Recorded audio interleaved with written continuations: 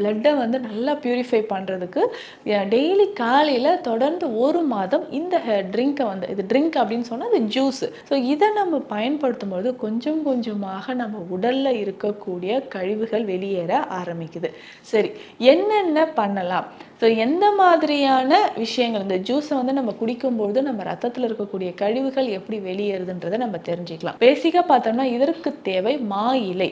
So இந்த மா இலையை நம்ம என்ன பண்ணோம்னா 3லேருந்து 4 மா இலைகளை வந்து எடுத்துகிட்டு வந்து சின்ன சின்னதாக கட் பண்ணி, நல்லா வாஷ் பண்ணி சின்ன சின்னதாக கட் பண்ணி எடுத்து வச்சுக்கணும். இதனோட அருகம்புல்லும் நம்ம சேர்த்துக்கணும். ஸோ அருகம்புல், மா இலை இது ரெண்டுமே நல்லா வாஷ் பண்ணி நம்ம மிக்சியில் போட்டு அரைக்கணும். இதனோட ஒரு 1/2 ஸ்பூன் அளவுக்கு சீரகம் சேர்க்கணும். ஒரு சின்ன துண்டு அளவுக்கு இஞ்சி சேர்த்துக்கணும். இல்லைங்க தினமும் எனக்கு மா இலை கிடைக்குது, அந்த அருகம்புல் கிடைக்கல அப்படின்னு சொல்றீங்கன்னா இதுக்கு மாற்றாக வேறு என்ன செய்யலாம் அப்படின்னா, இதற்கு நம்ம கொத்தமல்லி இலைகளை பயன்படுத்தலாம். ஸோ இதற்கு மாற்றாக நம்ம கொத்தமல்லி இலைகளை ஒரு 2 கைப்பிடி அளவு, மா இலையும் கொத்தமல்லி இலை அல்லது மா இலை, அருகம்புல் இதனோட சீரகம், கொஞ்சமாக இஞ்சி சேர்த்து நல்லா நம்ம மிக்சியில் அரைச்சி ஃபில்டர் பண்ணி எடுத்துக்கணும். ஸோ இந்த ஜூஸ் நம்ம வந்து 100லிருந்து 150 ml தினமும் காலையில் வெறும் வயிற்றில் குடிக்கும்போது குடல் பகுதி நமக்கு சுத்தமாக ஆரம்பிக்கும்.